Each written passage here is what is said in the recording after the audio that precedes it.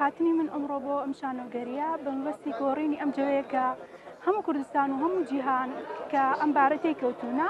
پێویستە ئێمە هەمیشە لە هەوڵی بەروپێشچوونا بچین پێویستە لە چوارچێوەی خۆپارێزیا بێت چونکە کۆڕۆنا نەخۆشیێکی کوشندەیە جیهانیشە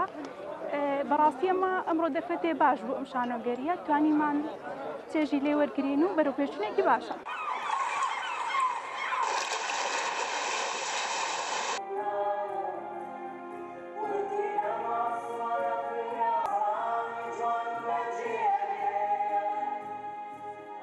دووبارە جمهورە جوانەکەی کەرکووک و ئەو کەسانەی کە چاوەڕێی کاری باش لە گروپی شانۆی هەوارەکەن کە بێن و سنتەری ڕۆشنبیری کەرکووک یاخود هۆڵە شانۆیەکان بە ئامادەبوونیان بەهەژێنن بۆی ئێمە ڕاستە چاوەڕێی ئەم قەرەباڵغیەمانە کرد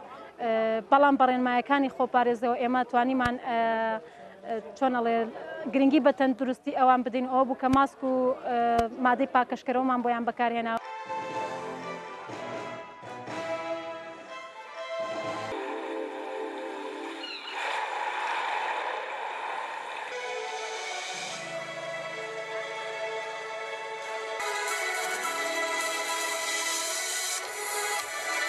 بەڵام ئەمڕۆ بە خۆشحاڵیەوە بۆ یەکەم جار شانۆ کرایەوە خۆشحاڵین کە شانۆیەکی جوانیان پێشکەش کرد بە ناوی شانۆی کورسەکان کە گروپی هەوار پێشکەشیان کردەوە هیوادارین شاری کەرکووک بەردەوام بێ لەم چالاکیانە و ئێمە بە هیچ شێوەیە لە کۆرۆنا ناترسین گەرچی خۆمان دەپارێزین بەڵام هەوڵە دەین بەردەوام بین لە چالاکی و ژیان ناوەستی و ژیان بەردەوامە.